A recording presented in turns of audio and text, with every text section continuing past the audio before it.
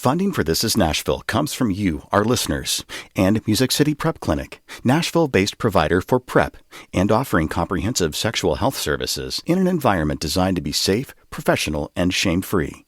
Learn more at musiccityprep.org. I'm Khalil A. Colonna, and this is Nashville. For 2 decades, Verna, Wyatt, and Valerie Craig have been working as survivor advocates. They've traveled different paths to this work. Verna, from a place of pain and loss after her sister-in-law was murdered. Valerie, after working with people who live with disabilities.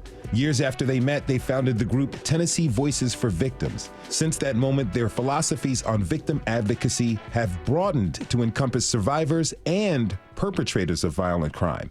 Today, we'll talk with them about their work and how their change in perspective and approach is creating new avenues for healing. Now, heads up for our listeners, this episode contains graphic descriptions of violent crime, including rape. So use your discretion when listening. Now, let's learn more about Verna's journey from being a survivor to an advocate. Verna, Wyatt, thank you for being here, and welcome to This Is Nashville. Well, thank you. I'm glad to be here. Really appreciate you being here. So, first of all, I just want to make sure that we're using the right term when referencing someone who has experienced violence. Should we use the word victim, survivors, or something else? Well, I think it's interchangeable sometimes, but when a crime happens, they're a victim, and then they work to become a survivor. Why is it important to be especially careful with words when we're talking about advocacy? I think it lands on people differently. Some people say, I don't want to be a victim. When a crime first happens, that's what you are. You've been victimized. Later, as you're going through your journey, you're not a victim anymore. You're working to become a survivor. It's interesting because it's pretty difficult with the different terminology. Like you said, there's, what can be offensive to one person isn't necessarily to another. So when you've been doing this work for a while, how do you find that balance? How has that balance changed from the work you were doing in the 90s to now in this current era where terminology is kind of the preeminent thing? Yeah, I think early on, everyone was labeled victim, and then we realized that there's more power in becoming a victor or a survivor. And so when someone initially is victimized, they're a victim of crime, but they're working to become a survivor. So I think it's intuitive for Valerie and I when the words that we're using. For example, we had a virtual roundtable discussion with people who'd been victimized by different kinds of crimes to find out what the services they received, what were the good services, what were the negative experiences. But we call them survivors because they are on the road to rebuilding their life and creating a new normal. Now, going back a few years, tell us who you were in the 80s. Well, I was a stay-home mom, and that's what I wanted to be. I had 3 little kids, and I was a homemaker. That was my goal. I didn't want to be out in the workforce. I wanted to devote my time to my family. So that's who I was until, the tragedy happened and turned my world upside down. Tell me about that. I know it may be difficult, but tell me about your sister-in-law, Martha. She was a remarkable woman and the funniest woman that I've ever known. I mean, she could have been a professional comedian, but she was an educator. She worked with, she was a math teacher. And, I hate math. I could never grasp it. But even her students loved her, even in spite of the fact that she was a math teacher, because of her personality. And she always taught in high-risk neighborhoods, in schools that were in high-risk neighborhoods. And her students loved her and respected her, and she loved her students. But after she had her children, she decided to become a homebound teacher. And she would go into the homes of students that were too sick to go to class. And she actually, I told her one time she was going into some very difficult neighborhoods. And I said, "Oh, Martha, please be careful." And she said, "Verna, these are people just like you or me. They just have harder circumstances." And so that was her mindset. She was beautiful, inside and out, funny as heck, and a joy to be around. What did she talk to you when you talked about her educating and being a teacher? 'Cause I have experienced teaching at-risk youth, and it's different It is going different to what we would call a typical school. What did she talk to you about those experiences and what she was learning at that time? Well, she was learning that their normal is completely different from her normal. I remember one story that she told me. They were all outside on I guess the playground. I mean, she usually taught middle school and junior high, and they were all outside, and all of a sudden there was a pop, and all of the students fell to the ground. And she said, well, I think that was a car backfire. And they said, no, Miss Wyatt, that's not a car backfire. That's gunfire. And so her perspective was like, they knew what was going on in her neighborhood. She had no idea because that didn't happen in her neighborhood. Yeah. Interesting. I've been through that pretty much similar, very, very similar experience. Now, Martha was raped and murdered. Yes. I'm really sorry for your loss with that. When that happened, what was going through your mind? It's unbelievable. I think for most people, you see the crime on the news and you feel really sorry for the people that it's happening to, but then your life goes on and you move away from it. But when it happens to you personally, it's so shocking that now your eyes are open and you see it everywhere. Everywhere you look, someone is in pain because of crime, domestic violence, child abuse, child sex abuse, rape, homicide. It's everywhere.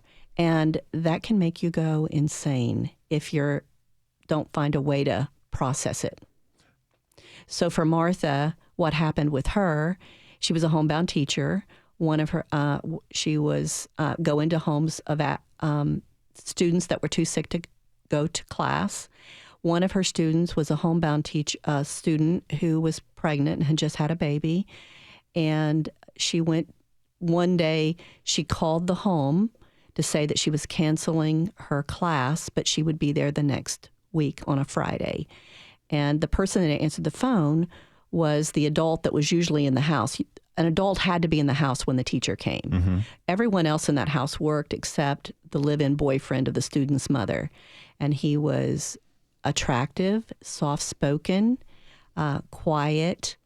And so he answered the phone. She gave him the message. And he gave the message to the family that she'd canceled, but he didn't tell her that they'd rescheduled. Instead, he said, hey, I need everybody out of the house next Friday because I'm going to fumigate for bugs. Now, he didn't have a penny to his name, and I'm not exaggerating. He had no money. There was no bug spray or anything to fumigate the house, but they trusted him. He lived there with them. He was part of their family. So that morning, he drove his girlfriend to school or to her work in her car and came back to the house. And he told everyone, he called his girlfriend at work and said, remember, text everybody, tell them to stay away from the house today because, I'm going to fumigate for bugs. And then he waited for Martha to come at 11. And so that began our horrific journey that we didn't know until 3 days later what had happened when they pulled her body from the Cumberland River. So when they pulled her body from the Cumberland River, she'd been wrapped up in an old dirty waterbed liner that had been in the student's home. She had a belt tightly notched around her neck that came from the student's home. There was a pair of pajama bottoms that came from the student's home that tied her knees together. And the coroner told us that she drowned, that she was alive when she was thrown into the river, and that if she was unconscious, that the water would have revived her. And so she died a very horrific death. I'm so sorry. Yeah, it's hard to believe that people can treat each other in such cruel and inhumane ways. And so that was devastating for us. And the fear that we had for 3 days, because we had this hope and fear, like we're going to find her. That was before cell phones were widely used. And so there was no way for us to contact Martha when she didn't pick up her boys from school. Her husband thought, oh, Martha must have told me to pick the boys up. And then, he picks them up, and then at 6 o'clock, he realizes something's wrong. Martha didn't ask me to pick up the boys. She's either had a flat tire somewhere or something's going on. Martha's father came over to the home. They called the police and made a missing persons report. And I remember that night, my husband was getting ready to go to bed, and I said, we can't go to bed. Martha's missing. And he said, Verna, where would we even begin to look? He said, Mr. Gillespie, her father, has already gone home. Jeff is waiting. The police have been called. They're looking for her. What could we do? That's my big regret, because she was my friend and my sister-in-law. She's my best friend. I talked to her that day, actually, right when she was walking out the door. Was the most bizarre call. You hear this with crime victims, that bizarre things happen right before their loved one's murdered. She called me out of the blue. It was like 11 o'clock, and it was just, even what she called me about was not important. And then she said, I've got to go. I've got a class I'm going to. And that was where she was headed for that student's home. But it's just incredibly difficult to believe that it can happen to you. And for Martha, she trusted everyone in that home. And she had a pretty good sense of people too, but she didn't pick up on that. And long story short, how he got caught, or how he was identified as the perpetrator, is that 2 weeks before Martha was murdered, a young woman was in the neighborhood waiting on her. She missed her bus. And this handsome man in a nice car in a 3-piece suit pulled up and said, hey, I saw you missed your ride. Where are you going? And she said she was going to the store. And he said, well, I'm going that way. Would you like a ride? And so she said yes and got in the car. He said, you know what, I'm new to Nashville, and they're supposed to turn my water on today. Do you mind if we drive by my house to see if they've turned it on? And she said, well, okay. They get there, and it's February, and he said, it's cold out here. You want to come in while I'm checking on it? And so she did, and when he closed the door, he had a gun, and he raped her, made her put her clothes back on, got back in the car, drove to a fast food place and said, go in and get me something, and I'm going to have my gun trained on you, and one wrong move, I'll shoot you dead. So she did what he said, came back to the car. They drove around some more. Then he stopped at a grocery store, told her the same thing. I'll shoot you dead if you make one wrong move. Well, this time there were more people around, and so she started screaming and said that he had raped her. And so, of course, he took off. Well, when the police got there, she said, I'll recognize that house because it was painted bright orange. So the detective drove her around the neighborhood, but they never found the bright orange home until 2 weeks later when Martha's missing, and news reporters are on the location of where Martha was last seen, because my brother-in-law, when he woke up the next morning, he realized, he called the police and said, any word on my wife? And they said no. And so he realizes they're not looking for my wife. So he called Martha's boss, got her list of students for the day, and started going down the list until he came to the student who was homebound. And he said, I'm Jeff Wyatt, and I'm Martha's husband, and I'm worried because she didn't come home last night. Did you see her? And she said, well, it's really weird. I came home from the mall, and Mrs. Wyatt's car was parked out front, but nobody had seen Mrs. Wyatt. So at 11 o'clock at night, I called the police, and I said, this is weird. My teacher's car is parked out front, but nobody's seen my teacher. So the police came over. She told them, this is really weird. And what's even more weird is her books are on the bookshelf. And so they towed the car away. We had a missing persons report, license plate number, missing teacher. And when he called that morning, no, Mr. Wyatt, no word on your wife. So Jeff knew that was the last place that Martha had been. So that's why the reporters were all over the lawn of that and on the outside of that house, reporting on the missing teacher, when this young woman who'd been raped 2 weeks earlier came home and turned the TV on, and she said, oh my gosh, that's the house I was raped in. And oh my goodness, I see my rapist over in the corner. So then she called the police, and they really, that's how they got on to him. And when they caught him, he was on his way to Hendersonville. He had some family members there, and he needed bus money because he didn't have any money. He was going to leave town. He had a trunk full of pornography, and he was trying to get away. And so that's how they put the pieces together of what happened to Martha that day. As your family is beginning to heal from this tragedy, because your world is flipped and turned upside down. Totally flipped. You go from shock and worry to grief and anger, totally. I imagine. Totally. You're in this world you never expected. How did you come to say, I'm going to step into the advocacy world from this? Well, immediately, as I said earlier, now I saw pain everywhere, not just my own pain. It's just unbelievable how many people are suffering because of crime. And I wanted to do something, so I started writing letters to the editor, and then I started writing op-eds about crime and justice. And at the time, there was someone at the Banner who gave me access, and every time I wrote something, he printed it. I even wrote the President of the United States. It makes me laugh now, saying, there's crime going on. What can we do about it? Because nobody's doing anything about it. It just keeps going on. People keep getting hurt. Lives are ruined, and they have to work so hard to rebuild a new normal, because that old life, it's gone. You're not getting that old life back. No matter how much you loved it, it's never going to be the same.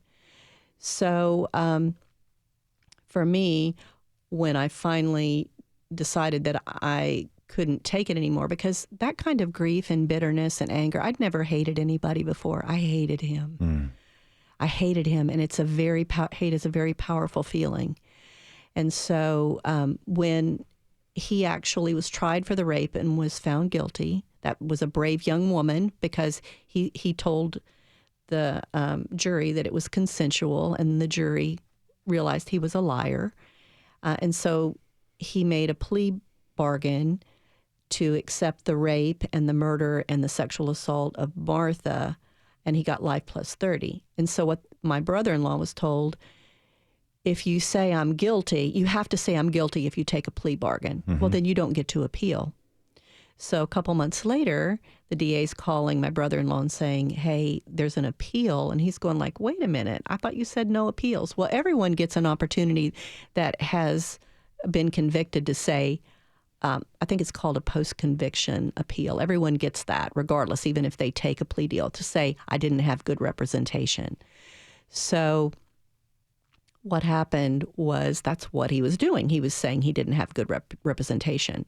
And so I was furious. I mean, blind with rage, really. What did you do then? Well, we went to the hearing, and I'm sitting in there, and I'm looking around the courtroom, and I see the judge and the judge's stenographer and the court attorney, the bailiff, the two DAs, and the victim witness professional, and the public defender had two people there.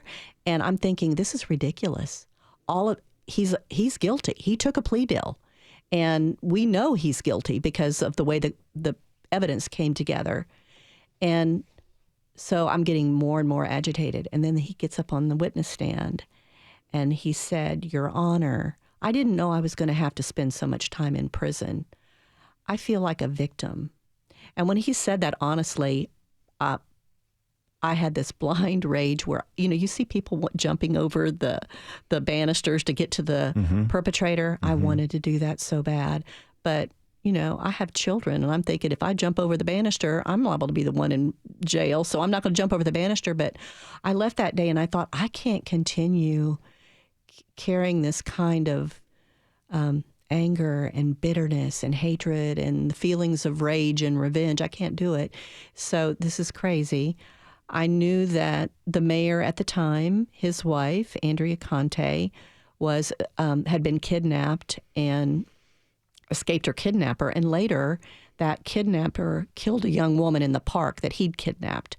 And so I knew she would understand. So I wrote her a letter and said, I have all this energy that I want to turn into something positive, and I want to prevent other people from experiencing the pain that I experience. So what can we do? And so she called me. I didn't put my phone number in there, but she called me and she said, meet me for lunch. And so I met her for lunch and we talked, and she said, I'm going to pull together a group of people that are concerned about crime. Would you like to come and participate? And I said yes. And that was actually the first meeting of an organization that she founded called You Have the Power. And so I became a volunteer in that way to take my negative energy and use it to bring something good out of something so dark. And I've been really doing that ever since. And from working as a volunteer with You Have the Power, I became the executive director for 14 years. And then my focus shifted to include incarcerated men and women, because they're part of connecting the dots of victimization. I want to talk about that a little bit later and how you met Valerie. But first, let's take a short break. Sure. When we come back, we'll continue our conversation with Verna Wyatt and meet her partner in advocacy, Valerie Craig. We'll talk with them both about how their philosophies to survivor work changed after meeting perpetrators of violent crime. You can join the conversation by tweeting us at This Is Nashville. We'll be right back.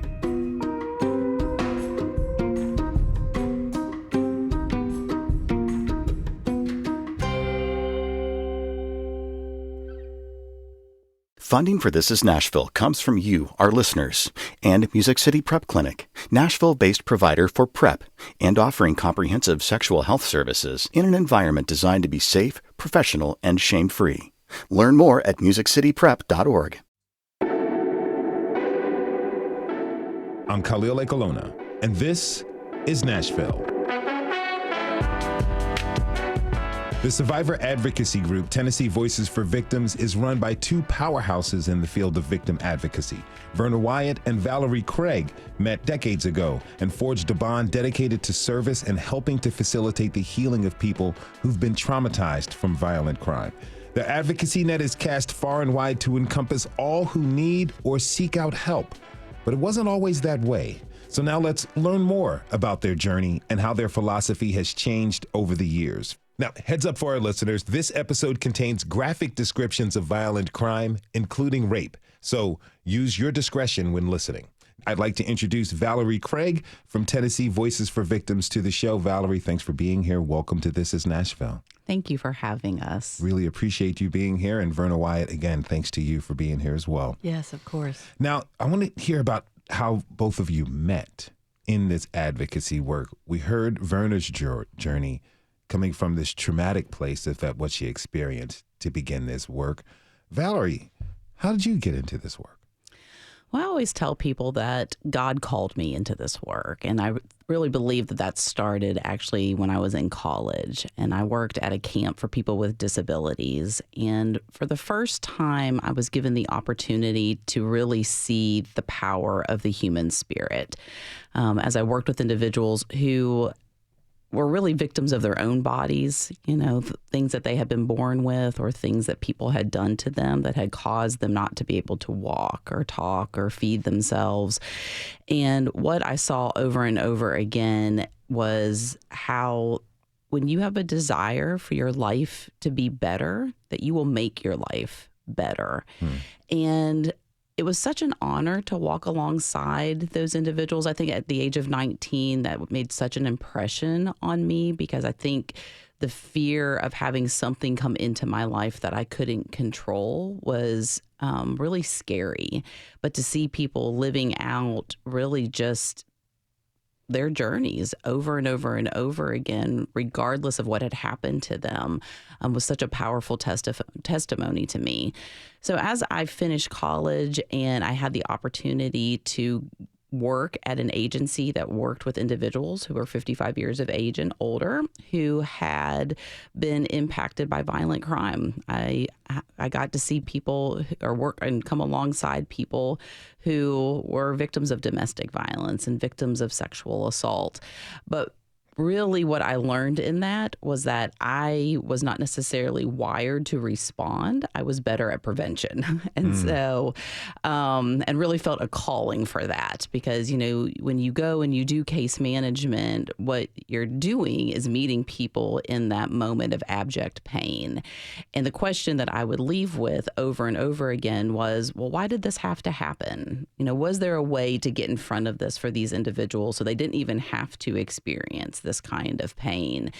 And that prevention mindset really led me to begin to think about other opportunities in the community. And I really kind of laugh because, this is years and years ago now. And, we really didn't even use email tons and those kinds of things at the time.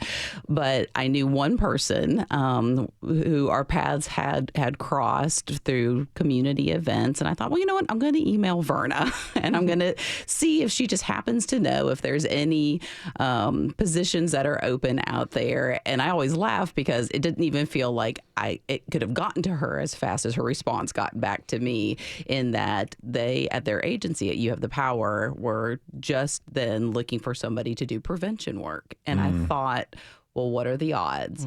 And so Verna invited me to come in and to meet the founder.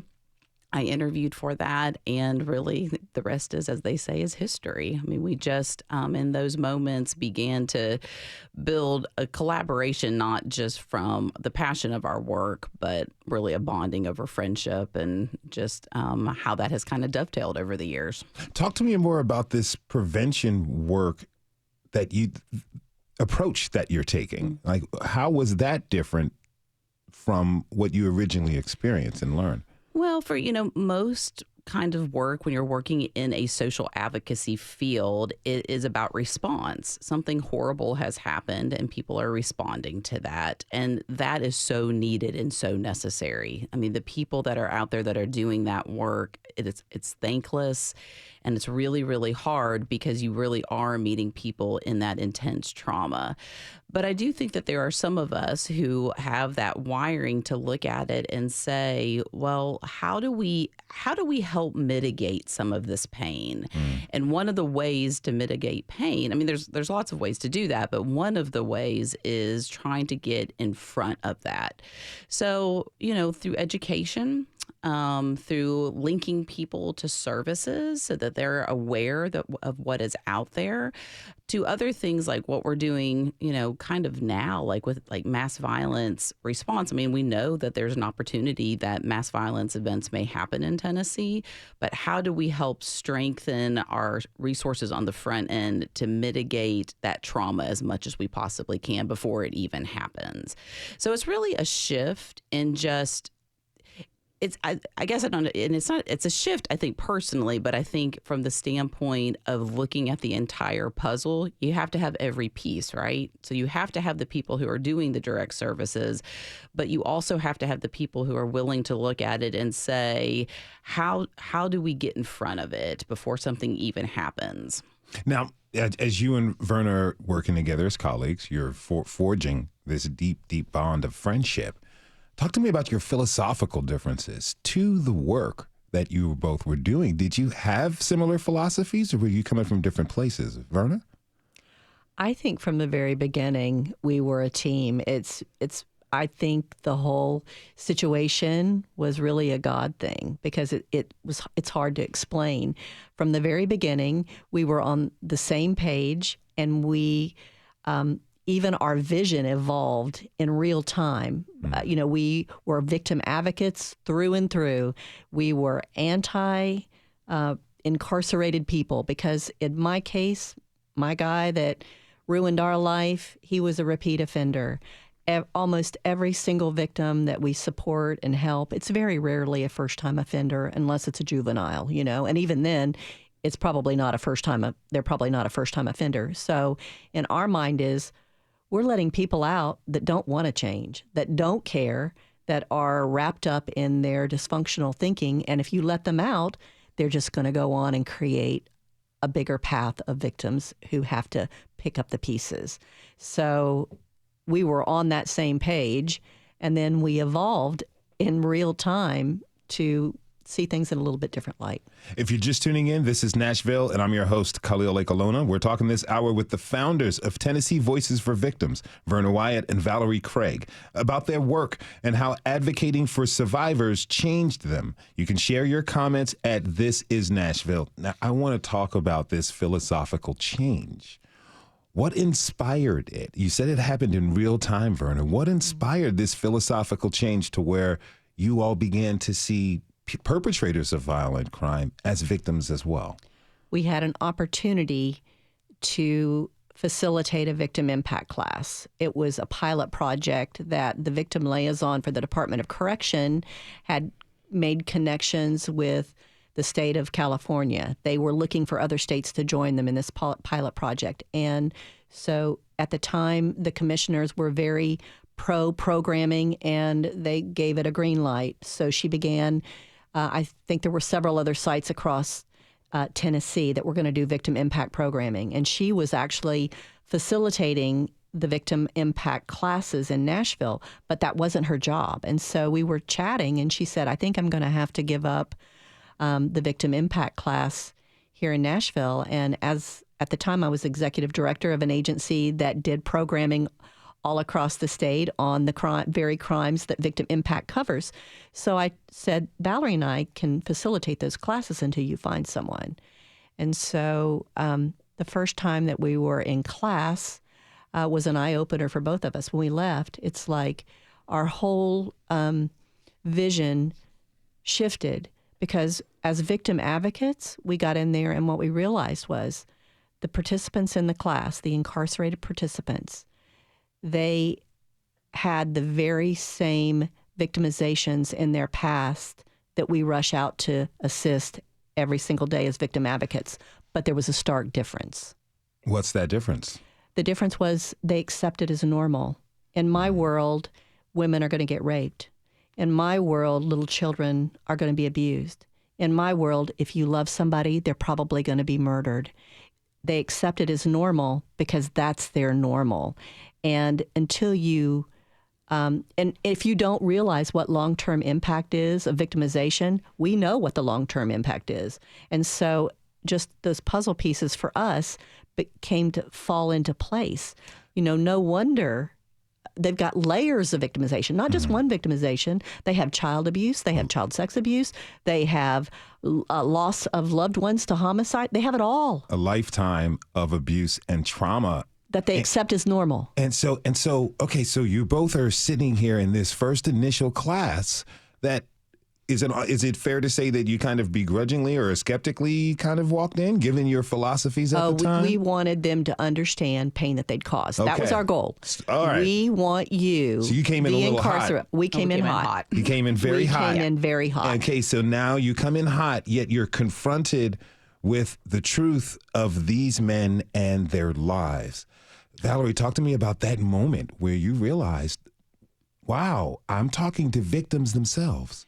Well, I think it's what we often say about anybody, right? Like, you can't argue with somebody's story. Like, I can give you a philosophy, but when you look back at me and you say, but Miss Valerie, this is what happened. This is my truth.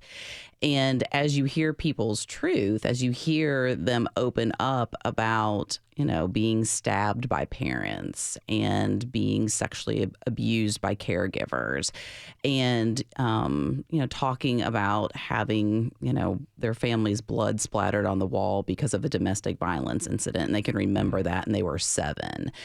As advocates, I mean, how do you not recognize that they're victims? I mean, I wouldn't be a good advocate. Verna wouldn't be a good advocate if we weren't able to step back from that and say, wait a second, we've got to take a pause of how we are approaching this.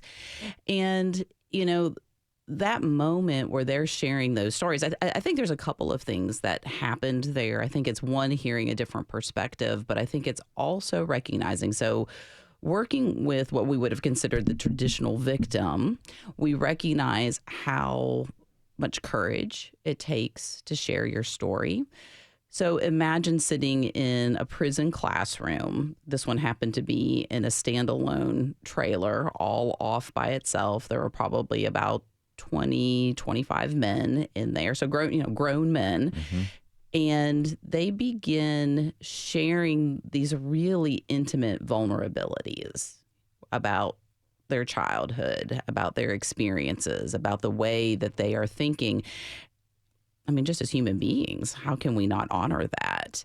And so one of the things that I think we began to realize then was really where we were being called into was this tension between meeting them as victims, but also not excusing what they had done to create victims. And that's a tough place to meet people in, because it's really easy to look at stories and want to use these horrors to excuse future choices.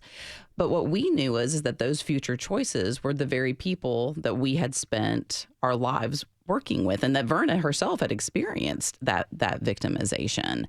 So we knew that we had to hold a space for them that really was about accountability. And I think it was in that moment that we realized we have a whole group of people that we as victim advocates, we as the field of victim advocacy, we have been overlooking, and it is to our detriment. Did you both ride to that initial class together? Yeah, we pretty much ride everywhere together. I wonder what the conversation on the ride back was like. Shock. I think a lot of it initially was we had to process. We had to figure out, how are we shifting, and what did that look like in application piece of that. But there was a process for sure. And as Verna said, I think, God was very merciful in that he moved us quickly through that process. Yeah, if you had told me that I would be working with incarcerated men and women 30 years ago, I'd say, you are out of your ever-loving mind. I don't like offenders. They are victimizers. They don't care. They can't change. And we should lock them up and throw away the key. We should lock them up and throw away the key. In fact, I had the assistant commissioner tell me during this time where we're having this evolution, Cheryl DeMott, who was the victim liaison for the Department of Correction, first, before all of this happened, asked me if I would come and speak to her victim impact class in Riverbend. And I said, no. Why would I do that? And she said, well, because you're my friend. Mm-hmm. And so when I did that, I went to Riverbend that day wanting to pound them with pain. And what I discovered was they listened to my story, and their comments and questions afterwards were very unsettling, because I could tell they weren't just trying to pull the wool over my eyes. They were very sincere in receiving the pain that I had experienced. And so the assistant commissioner said, well, how did that go, Verna? And I said, well, you know what, I'll do this again, because if just one person in that room hears my pain and looks at victims in a different way instead of a mark or an opportunity, then it would be well worth my time. And he said, well, Verna, I know you want to lock them up and throw away the key, but the reality is 98% of the people that are locked up, they're coming back to your community. How do you want them coming back? And so, like, for me, that was like punching me in my stomach. I had never once thought about that people are coming back. Not one time. And victim advocates as a whole weren't thinking about that. No, and they still are not. Well, let's take one last break.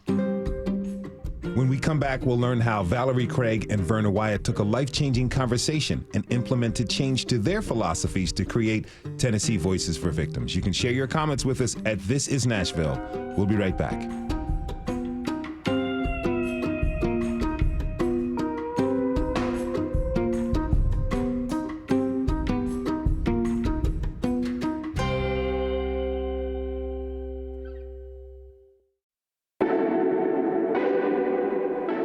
I'm Khalil Ekalona, and this is Nashville.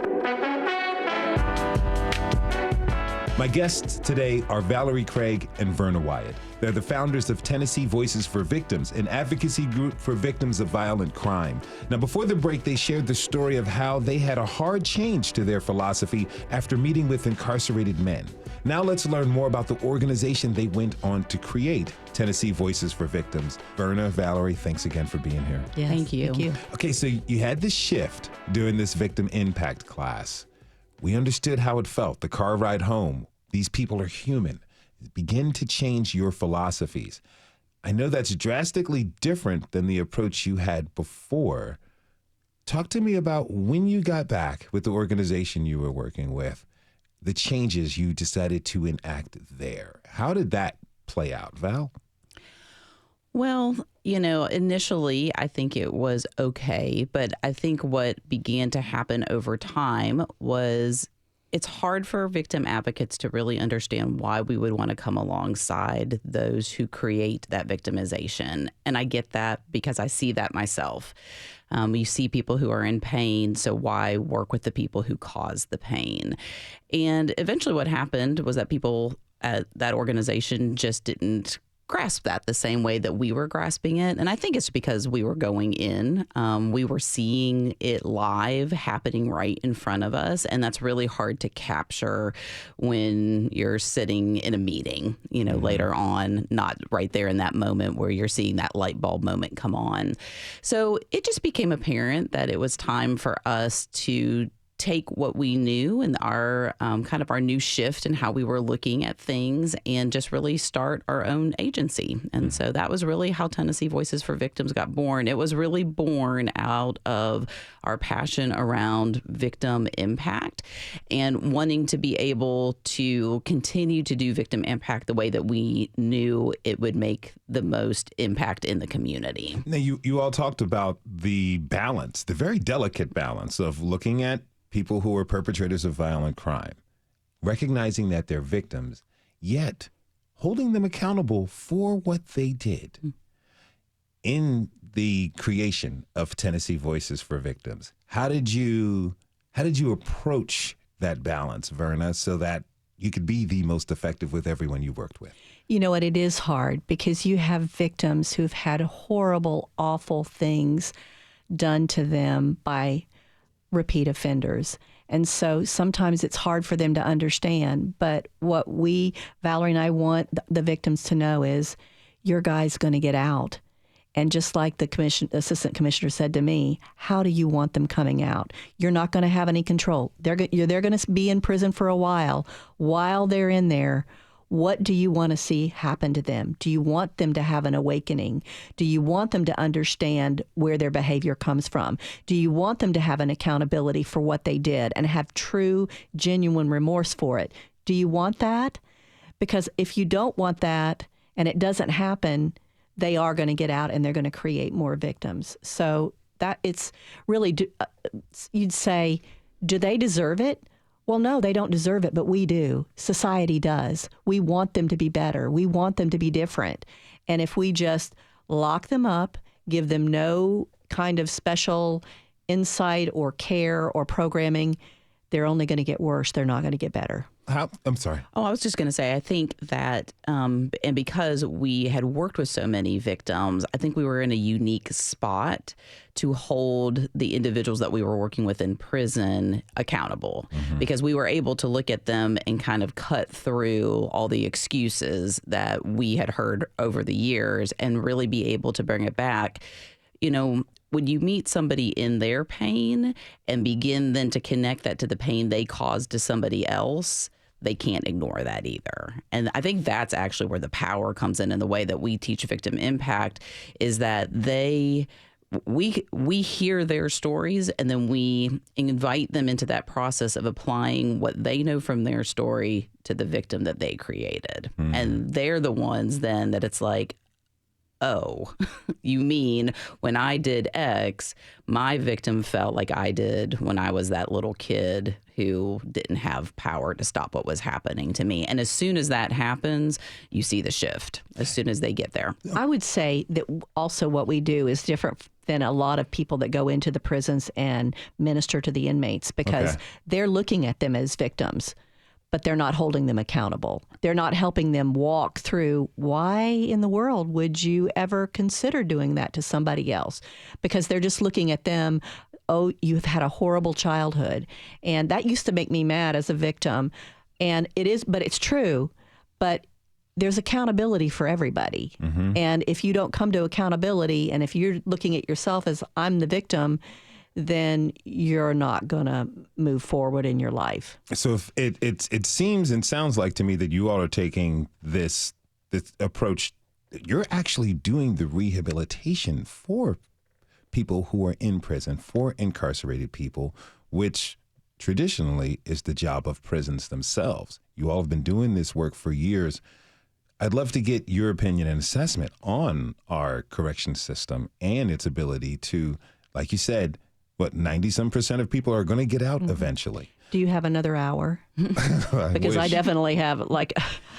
We feel like we're beating our heads up against the wall because, yes, we have been working with thousands of men and women that are incarcerated, and we know what the common denominator is: child abuse, child sex abuse, and growing up in domestic violence. And if we could eliminate those three things, we wouldn't have a need for prisons, and we wouldn't have as many people that are on the outside addicted. We are convinced of it. And we're not providing therapeutic treatment for people who have layers upon layers of victimization. Not just one, they have it all. You know, when we respond to a rape victim on the outside, they know they need help. They are on the ground. It takes them years to get up and rebuild their lives. Yet we have women in prison that have multiple rapes because of the lifestyle that they live, puts them in very risky situations where those things occur. They are accepting it. That's what happens in my world. But guess what? The trauma still goes on, but it's not being healed or addressed. When you talk to officials, because this is my personal opinion, not one of This Is Nashville or Nashville Public Radio, I feel like Tennessee, and the United States in general, has a very fire and brimstone approach to punishment for crimes without really opening up the possibility for change, yet holding people accountable. When you're talking to officials, people who set policy, people who make laws that really can affect folks being in these positions before, what have you come across? Like, do you feel hopeful that there are at least some policymakers who are paying attention to the experience that both of you have had? Verna, you've had lived experience, and Valerie, you have as well. Like, what are the officials saying to you when you're talking to them? Well, I think that it depends on who it is. I think that there are individuals who understand it, but I don't think that they see it quite the same way that we do. I think that there has been movements that have really focused in on things like education, like school education and job education. And what they have not really focused in on is healing the hurt. And I think it's partly because that sounds like it's soft to try to heal the hurt. But the reality is all of us in our own individual experiences know if I don't heal the hurts that I've had in my life, then those tend to go on and dictate how I make decisions moving on. And that's with one hurt. The people that are incarcerated, these are individuals who have had hundreds of hurt, and it does not give them the right to hurt anybody else. But if those hurts are not healed, then it's not going to move forward. And everything ebbs and flows. I think that there have been times in Tennessee where people really understood that. I think that there have been other times when people don't understand that quite as well. And I think it just, it's an ebb and flow like everything else is. But if we want to stop that generational march to prison, number one, we have to help those children that are being sexually abused, that are living in domestic violence, that are have all kinds of emotional and physical abuse. We need to heal that. And you know what? Third grade teachers probably know who those kids are. But the problem is so big that I think people want to focus on something else. What else could we do to help that? That is the underlying chaos in someone's life is trauma. There's 25 years of research about trauma and what it does to a human being, yet we're ignoring it with the incarcerated. Makes me crazy. We got just about a minute and a half left. This has been really a fantastic hour. I appreciate you both for being here, sharing your stories and the work that you're doing. Is there anything you want to leave us with in the last minute and a half? I would just want to say to anybody who has been a victim of a crime to let them know that they are not alone. And if they need assistance, that we are available to help either personally or connect them to who may be a better fit in terms of responding to them. For survivors who may be interested in sharing their stories, we would love to hear from them as well. There are ways, once somebody begins to become a survivor, they want to make sure others have not experienced the same thing that they've experienced. And there are ways that we can talk about doing that for sure. Verna? I just think that I'm hopeful just from working with victims and seeing them rise up out of the pit. I've also seen offenders that also have risen up out of the pit and claimed accountability and have gotten out and now are doing remarkable things for their families, but also for the community. So overcoming is really important. Support is really important, and understanding the impact of crime and trauma on your life is very important. I want to thank my guests, Valerie Craig and Verna Wyatt, the founders of the advocacy group Tennessee Voices for Victims. I really appreciated this conversation. Thank you both. Thanks for letting us share our thoughts. And thanks to you for tuning in this hour. This is Nashville is a production of Nashville Public Radio. Today's episode was produced by Tasha A.F. Lemley. It was directed by Magnolia McKay. Elizabeth Burton was on the boards. The masterminds behind our theme music are LaRange and Namir Blade. Special thanks to Stacy Rector and Raheem Buford. You can listen back at thisisnashville.org or wherever you get your podcasts. And the conversation doesn't end here. Tweet us at This Is Nashville. Find us on Instagram and let us know what you want from our show by filling out our quick survey online. This is Nashville. I'm Khalil Ekalona. We'll see you tomorrow, everybody. And be good to each other.